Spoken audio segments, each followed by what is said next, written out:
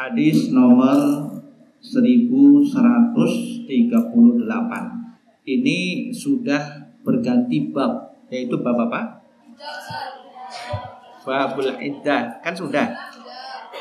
Kemudian Babul Ihdad. Apa artinya Babul Ihdad? Berkabung ya, berkabung bukan bergabung ya. Berkabung. Apa itu berkabung? Siapa yang tahu arti berkabung? Supaya kita membahas paham. Karena nanti kita bisa berbicara tempe itu enak kalau digoreng, apalagi dibuat aduk-aduk. Pas terakhir tempe itu apa? Akhirnya nggak jelas. Amin. Sudah diterangkan tentang cara memasak tempe, pas terakhir apa itu tempe? Nggak paham. Ini sama. Kita bahas tentang ihdad, tentang berkabung, panjang lebar. Apa itu berkabung? Nggak ngerti. Apalagi zaman sekarang ini anak-anak kan kosakata bahasa masih kurang. Jadi karena sudah pakai bahasa tablet ya, bahasa gadget, di mana tidak standar dengan bahasa Indonesia. Padahal bahasa Indonesia harus dipertahankan ya. Karena bahasa itu mencerminkan sebuah budaya. Jadi harus bangga kita bisa berbahasa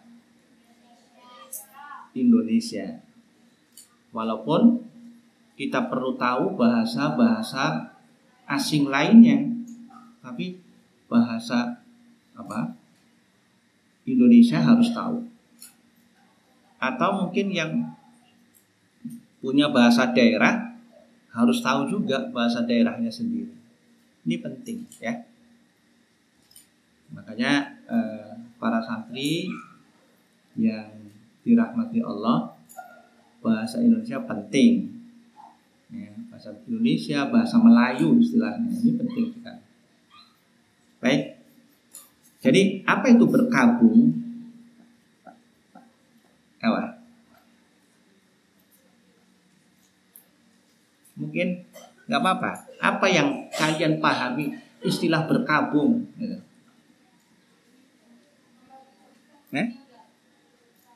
Ya, hampir benar tadi. Kaitannya dengan meninggal apa maksudnya? Berkabung tuh?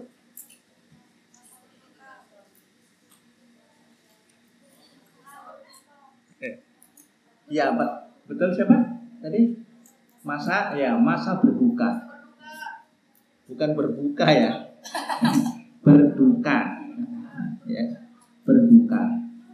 Bersedih. Jadi seorang istri yang ditinggal mati oleh suami masa berduka, berkabung ya. Nah, keluarga yang salah satunya meninggal mesti berkabung juga. Jadi tidak mesti seorang istri, bisa jadi seorang anak berkabung. Cuma ketentuannya berbeda. Berkabungnya seorang anak dengan berkabungnya seorang istri menurut Islam berbeda. Nah, ini dijelaskan ya. Paham tuh berkabung? Tadi berduka, bersedih, berbelasungkawa ya. Ya. Baik. Jadi ini babnya sudah berpindah dari tadi bab pertama, bab iddah. Sekarang hadis ini tentang bab berkabung ya. Dari Ummi Atiyah, semoga Allah meridhoinya, bahwa Rasulullah Shallallahu Alaihi Wasallam bersabda, la tuhidda imra'atun ala mayyitin fawqa salasin. Tidak boleh seorang wanita berkabung atas mayit, berkabung atas seorang yang meninggal ya, lebih dari 3 hari. Jadi dibatas dibatas seorang wanita itu berkabungnya berapa? 3 hari saja. Anak berkabung kalau ibunya meninggal atau bapaknya meninggal, pamannya meninggal, boleh berkabung, yaitu 3 hari saja. Illa kecuali ya ala zaujin arba'ata asyhurin wa asyra. Nah ini kecuali atas kematian suami. Nah, baru lebih berkabungnya menjadi berapa? Menjadi 4 bulan 10 hari. Jadi selain dia beriddah ya sebagai iddah, juga masa berkabungnya lama. Jadi selama 4 bulan 10 hari seorang istri dalam masa berkabung, dalam masa berduka. Jadi dimaklumi kalau misalnya sampai 3 bulan ya istrinya masih sedih gitu ya, itu dimaklumi. Memang suaminya baru meninggal, tidak ada masalah ya. Nah, pada saat itu seorang istri wala talbas sauban masbughan. Tidak boleh seorang istri itu memakai pakaian yang menyolok. Nyolok lah, menyolok.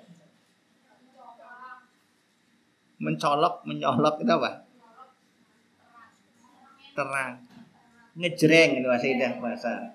Ngejreng itu apa ya? Norak. Norak, tahu norak? Yang norak ini bahasa Betawi. Norak, bahasanya norak. Ya, itu bahasa sekarang ya. Jadi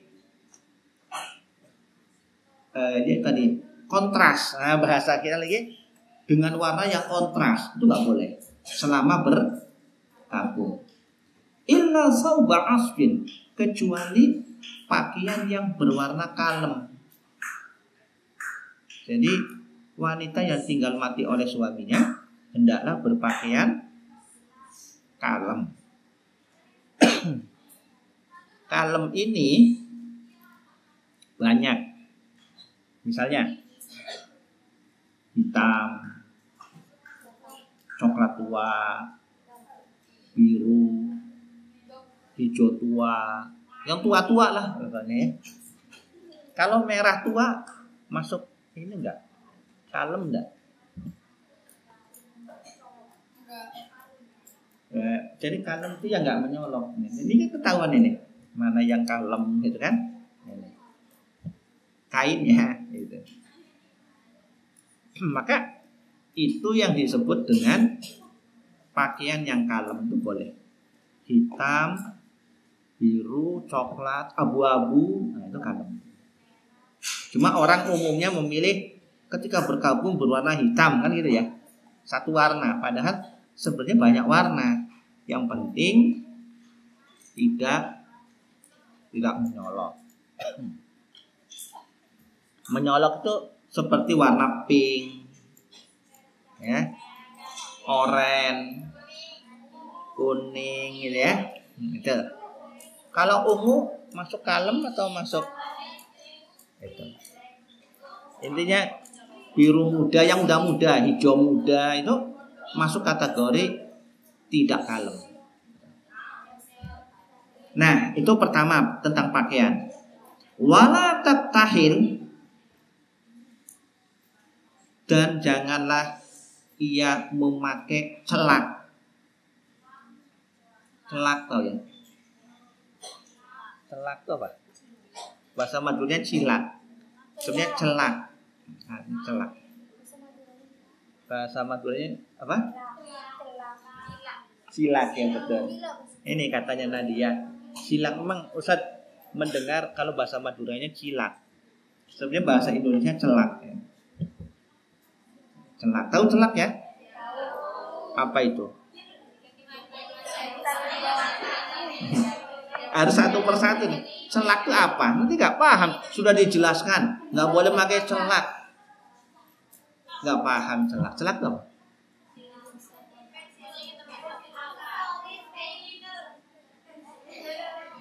Ya. Karena ini bahasa kuno ya, dan anak sekarang kan nggak ada yang pakai celak ya. Ada. Ya.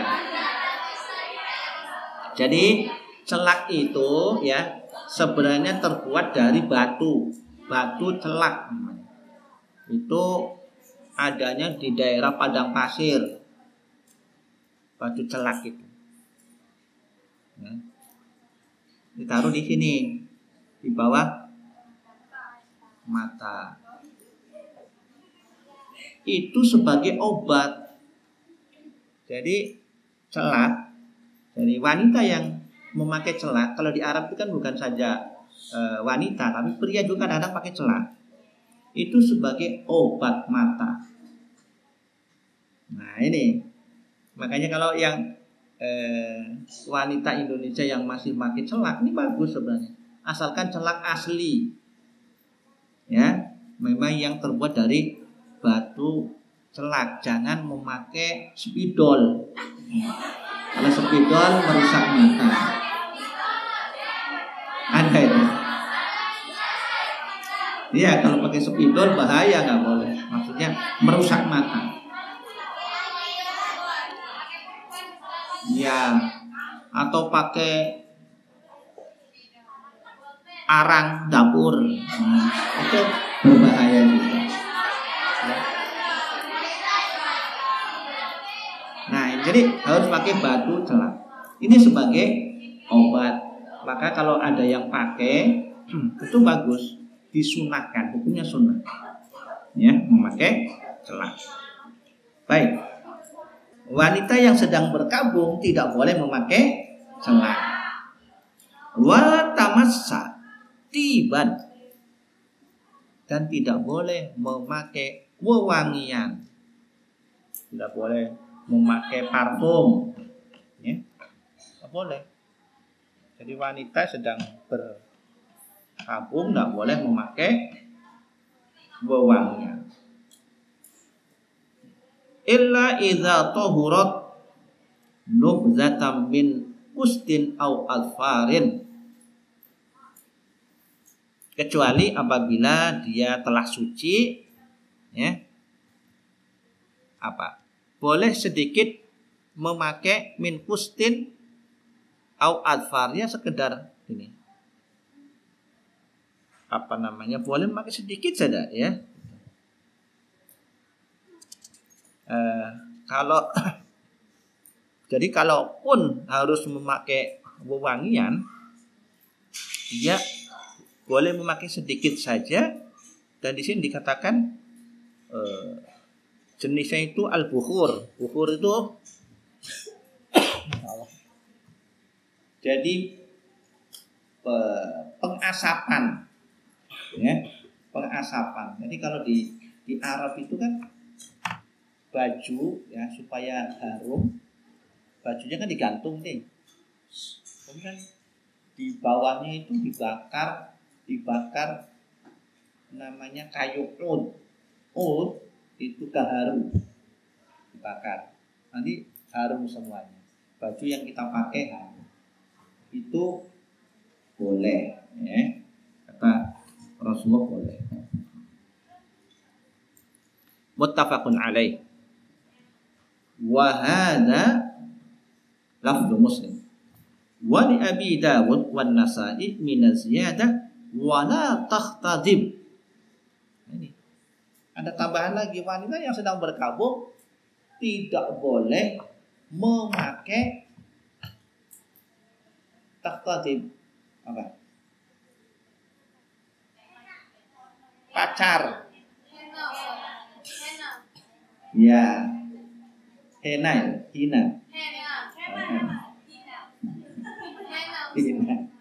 Ya. Ya, tadi memakai pacar itulah ya, mana?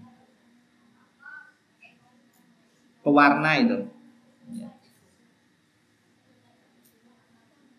Wala tamtashid tidak boleh bersisir.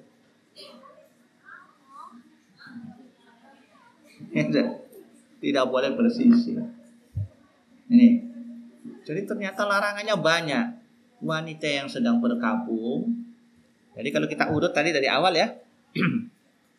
Pertama, tidak boleh memakai baju yang norak, yang ngejreng ya. Kemudian tidak boleh memakai celak ya. Tidak boleh memakai wewangian, kemudian henna atau pacar ya. Kemudian tidak boleh bersisir gitu. Banyak banget. Itu wanita. Ini namanya fiqhun nisa. Ya, kalau ada bab fikih wanita, nah ini yang harus diketahui. Kalau laki-laki kan kadang-kadang kurang perhatian ini. Ya. Perempuan harus paham ya. Fiqhun nisa.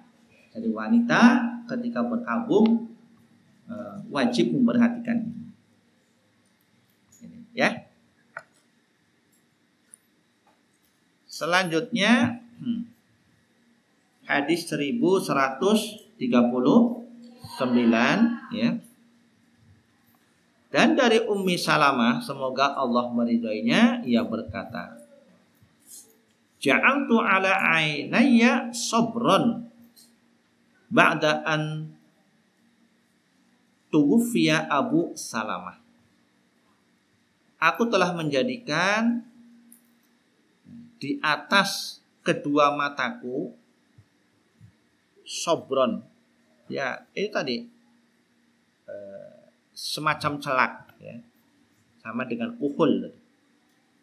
Setelah meninggalnya Abu Salamah.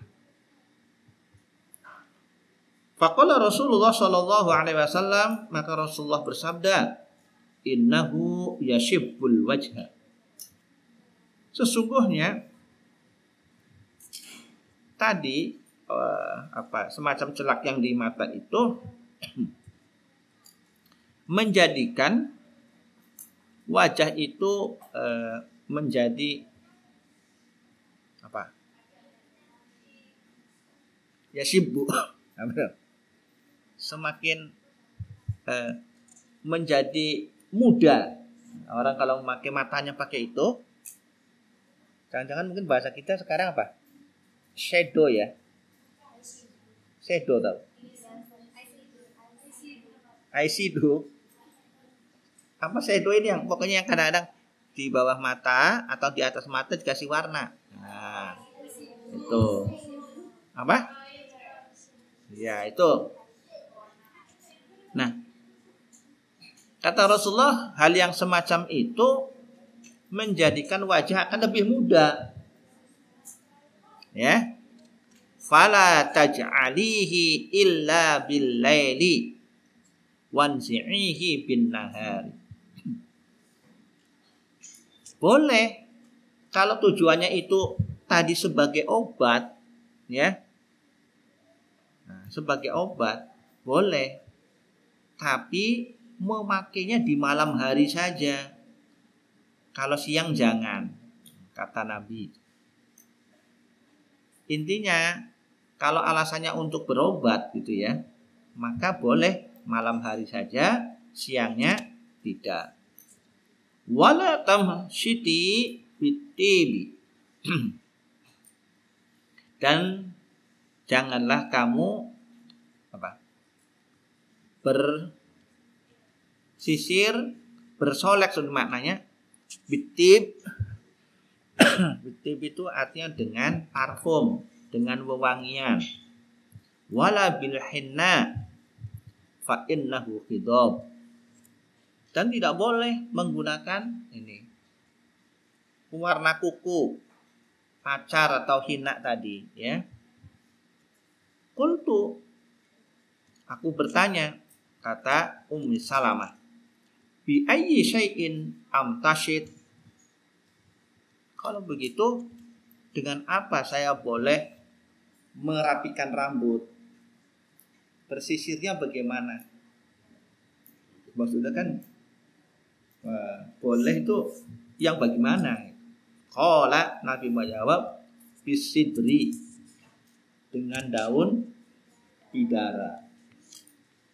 Jadi ya, menurut hadis ini wanita yang sedang berkabung biasanya kan kelihatan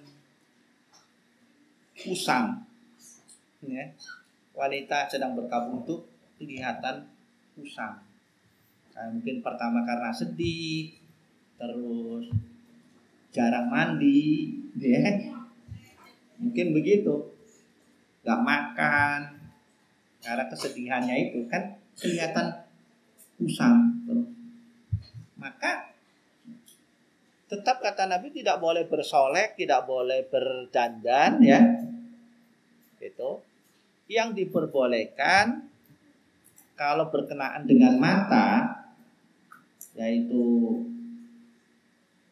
misalnya pakai celak karena untuk berobat boleh, malam hari, siangnya tidak boleh.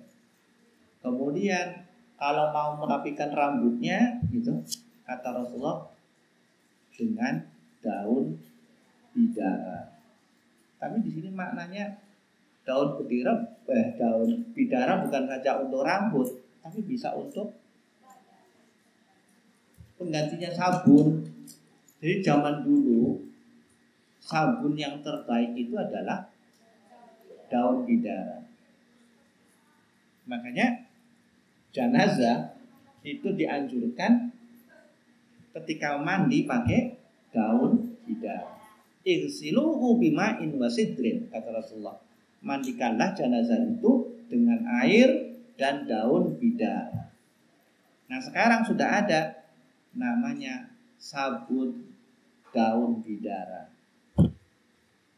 Kalian bisa ya memakainya itu, sabun daun bidara. Ada dulu wali santri yang memproduksi, bagus. Baik, hadis terakhir. Wa anha radhiyallahu anha anna imra'atan qalat. Dan darinya, yaitu Ummi Salamah, semoga Allah meridhoinya, bahwa ada seorang wanita berkata, "Ya Rasulullah, inna ibnati mata anha zawjuha." Sesungguhnya anak perempuanku telah ditinggal mati oleh suaminya. Wa qad ishtakat ainuha, dan sungguh matanya itu bengkak, merah karena nangis terus. Afanaqhuluha, apakah boleh saya memakan dia? Memakai celak. Apakah boleh memakan celak di matanya? Qala, Nabi menjawab, la, tidak boleh. Nah, jadi di sini ada catatan nomor 3.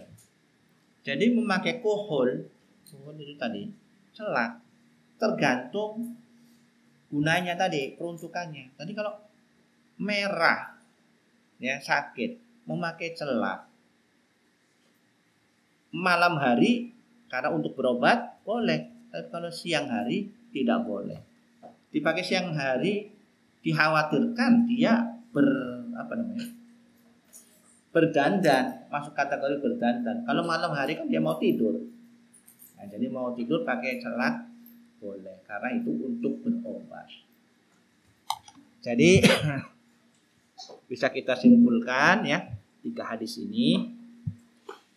Untuk wanita yang berkabung itu tadi dilarang memakai benda-benda yang telah disebutkan tadi ya. Dan kalau wanita itu sedang berkabung dan matanya sampai sakit, maka diizinkan berobat.